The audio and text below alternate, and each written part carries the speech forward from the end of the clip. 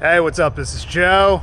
I'm here in Ormond Beach, Florida to work the Biketoberfest motorcycle rally, and I wanted to make this video to show you how to do a brake flush and an air filter replacement on a Honda NC750X.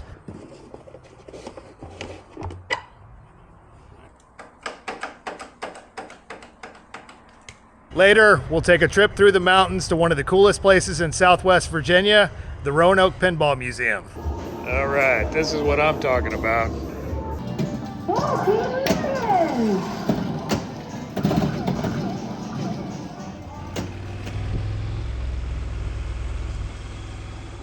For most of September and October, my schedule was packed.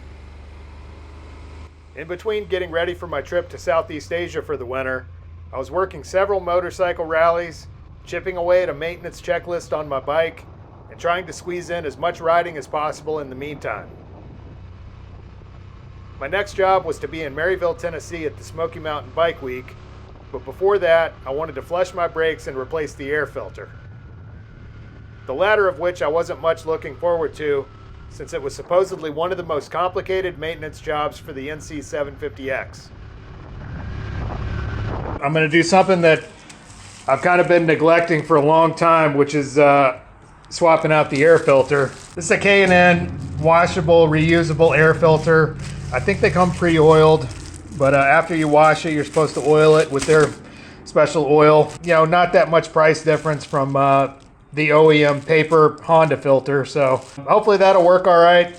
I've kind of been putting this off. Supposedly, this is one of the most labor-intensive or time-consuming or tedious jobs that can possibly be done on this bike. After watching a video on it, it really doesn't look that bad, but I guess we're about to find out.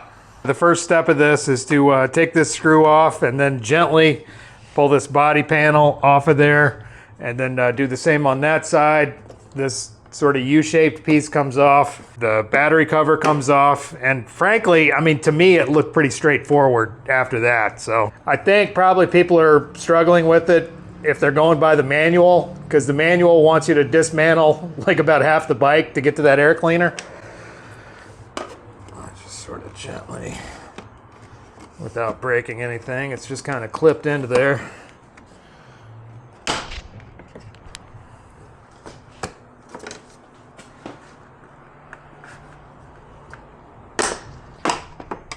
Easy. I'm using my Japanese industry standard screwdriver that came with the toolkit. It's shaped a lot different from a Phillips, so especially on these types of fasteners, you want to use the Japanese screwdriver. So hopefully you have one in your toolkit. If not, they can be kind of hard to find and pretty pricey. So I'm hanging on to this one.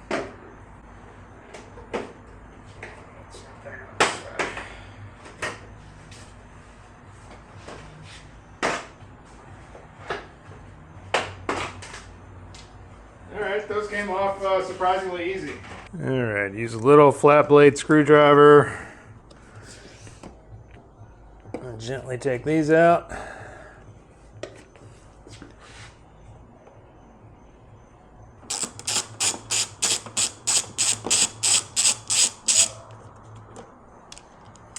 Hopefully that's the same size as the other ones.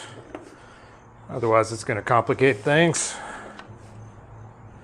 Nope, totally different.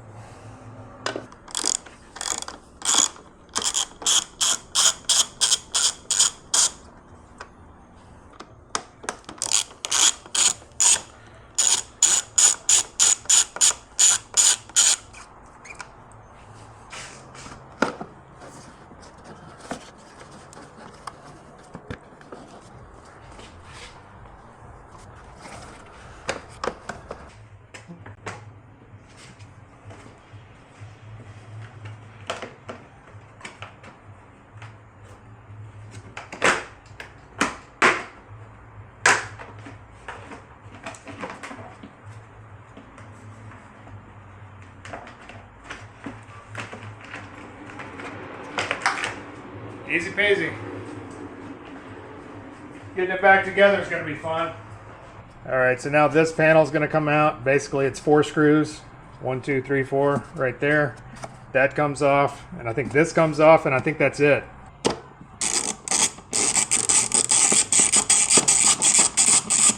Hopefully these are the same size as all the other screws I've been throwing in here. Nope. So I'll set these aside.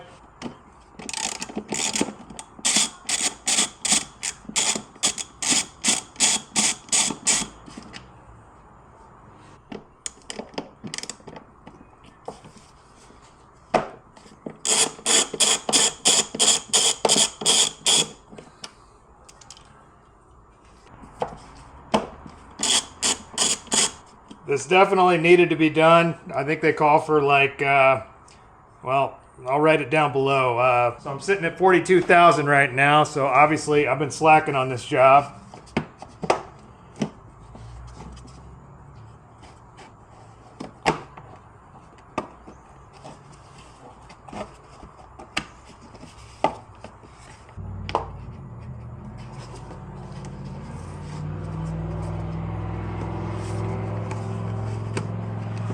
So there's the intake right there. You can see it's not the cleanest thing in the world. So I think I'm almost there. I just need to get this cover off and might have to access a couple of bolts through the battery cover.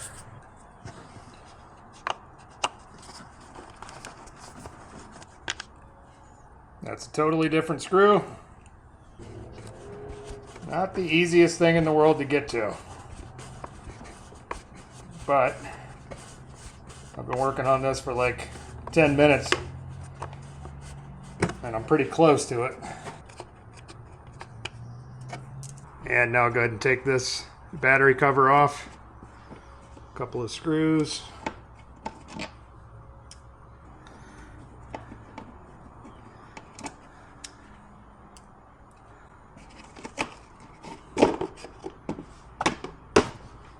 Well, in an absolute stroke of genius by Honda, they put the last two screws way down in there. So I'm probably going to use a longer Phillips, honestly, and see if I can get those out of there. All right, I think that JIS will work. All right, last one. There we go. Okay, I just unplugged a sensor going into the airbox. There we go. All right, let's see what we got here. Oh yeah. She's seen better days, definitely. Hopefully this will make a difference in terms of power and maybe even gas mileage, you know, might improve. I'm curious to see.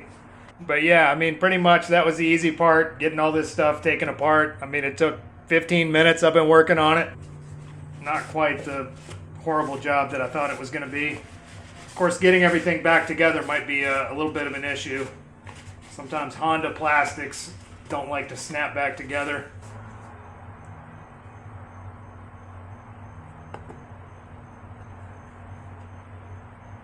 I guess that is the right way. Looks quite a bit different than the stock one. Basically, this K&N apparently renders those plastic clips superfluous. All right, as predicted, it wasn't quite as easy to get all this stuff back on, but it's all back together, hopefully clipped together right and fastened together right. I mean, as long as everything's solid. There were a couple of fasteners that were missing. A couple of these from the inside of the bodywork were almost pulled all the way out, and were not exactly very easy to get to. So I got to them and tightened them up. Anywhere I didn't have a fastener or one of those push pins, I just put a zip tie. It's plastic on plastic, just like a push pin would be. So as far as I can tell, everything's on there solid. Typically, I really don't feel like working on my bike until I actually start doing stuff, and then once I'm in the swing of it, I feel like doing more stuff. All right, now I'm gonna give my brakes some love. I've never replaced the brake fluid since I've owned the bike, which has been about 3 years, so it's getting a little murky in there, and it's definitely time. Probably beyond time, actually. So I was digging through some of my stuff and found some .4 brake fluid left over. The bottle's still sealed. Initially, I was a little wary of using it, but apparently, as long as it is still sealed, it'll stay good indefinitely. Basically, brake fluid is hydroscopic, which means that it absorbs water molecules if left in an unsealed container, and only stays good for a very short amount of time. But being as that's still sealed, it should be good to go. And if it weren't, I would know right away just based on the color of it. And a little piece of 3/16 tubing to go onto the brake caliper, and then feed the other end of this into an empty bottle. Get something under this. I don't know if corrosive is the right word, but brake fluid will take the paint right off. So that's just something protecting the paint. All right, now I'm gonna go ahead and take these screws off. Again, absolutely crucial right here to use the JIS screwdriver. They're not Phillips, even though they look like it.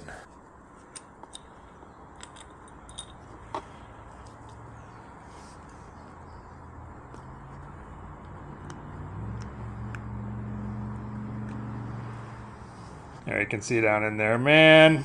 It's nice amber yellow. It's getting a little dark, maybe. Obviously, I'm going to go ahead and do it since I'm already this far into the process, but that fluid really doesn't look bad at all. But I am seeing a little bit of sediment in the bottom there, and want to try to flush as much of that out as possible. And I'm just going to kind of gently, for the moment, place that diaphragm back onto there just to keep anything from shooting out.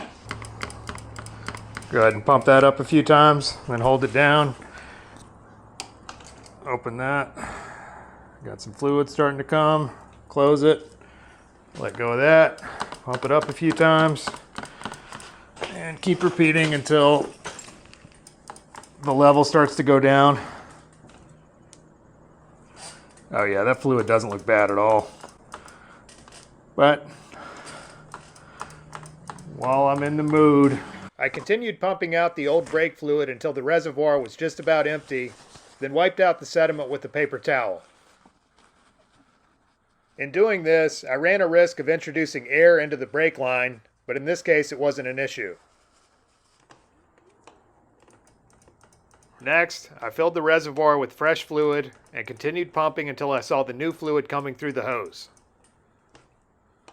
All right, amazingly enough, it doesn't seem like I introduced any air into the system when I wiped it dry with those paper towels. So, I mean, the lever feels nice and firm like it should. I know I got all the old fluid out of the hose, and but amazingly enough, didn't see any bubbles coming through.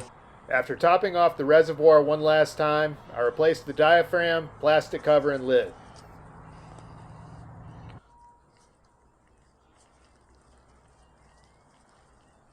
There you can see that old fluid. Getting a little cloudy, getting a little dark. It's definitely darker than the new stuff. For the rear brake, I removed the 8mm bolt holding on the reservoir, then began trying to fish it out of the bike.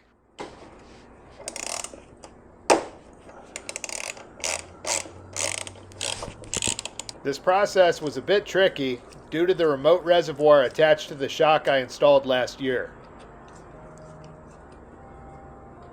Eventually, I ended up loosening the clamps and moving it out of the way entirely. There we go.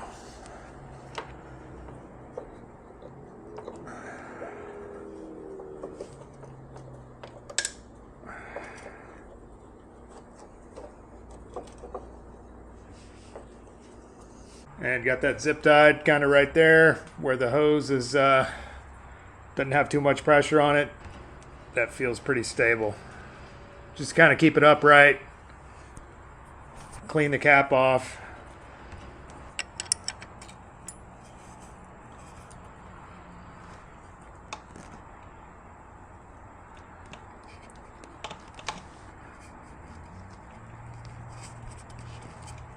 From this point, I pretty much repeated the same process I did for the front brake.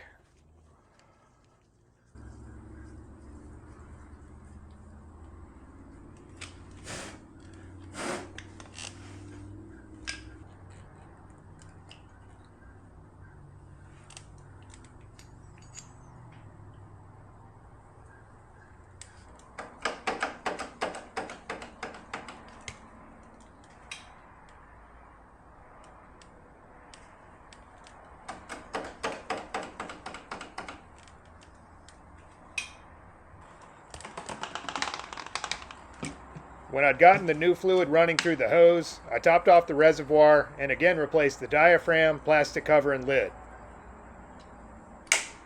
I then cut the zip ties and moved the reservoir back into position.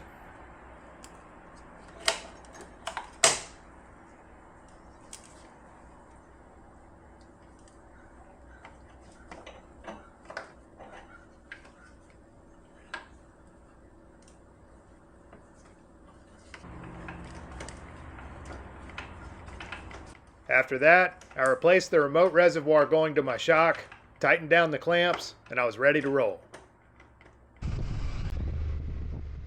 With a couple days left before heading out to work the Maryville gig, I headed up to one of my favorite places in Virginia, the Roanoke Pinball Museum.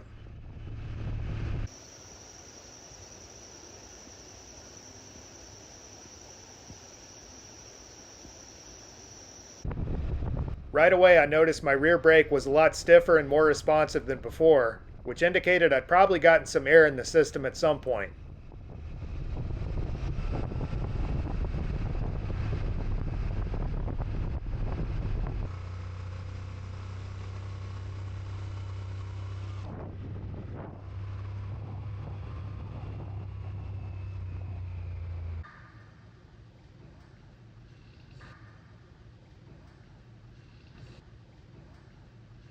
So this is a place called Center in the Square. They've got a pretty cool children's science museum. It's a place I've been coming to ever since I was a little kid. But the Pinball Museum is kind of more of a recent development. I'm not sure when they opened it, but I just found out about it maybe 7 or 8 years ago.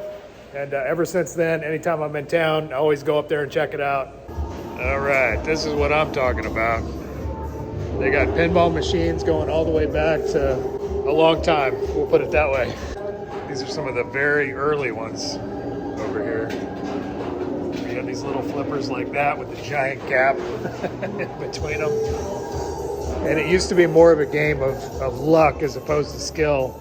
You know, it used to be a gambling thing, like you put your money in there and then you have a potential to win a jackpot. And then for a while, pinball was actually made illegal. There's the Captain Fantastic, Elton John pinball. Creature from the Black Lagoon, that's a favorite. Revenge from Mars, really cool. And these are some of the newer pinball machines over here. This Iron Maiden one's pretty good. The company Stern now I think is the only major surviving pinball machine manufacturer.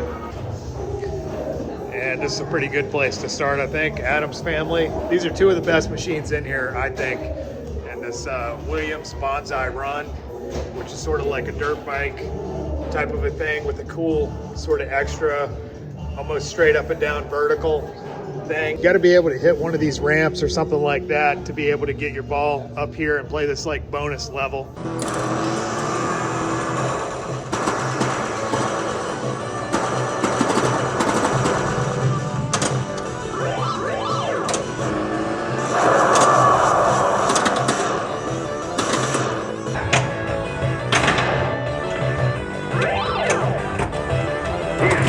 Yellow belly.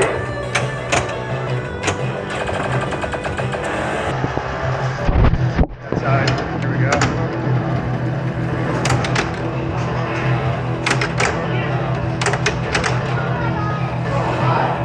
This is not as easy as it looks.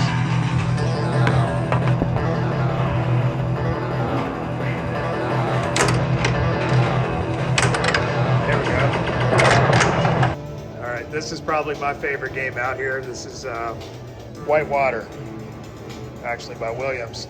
It's super fun because you have all these ramps and stuff like that going on. That's kind of like a funnel. You get your ball in there and it kind of goes into there and then shoots out from a random place. If you're really lucky, you'll hit this and then you kind of go through this water slide, if you will. It goes up and down and then comes out.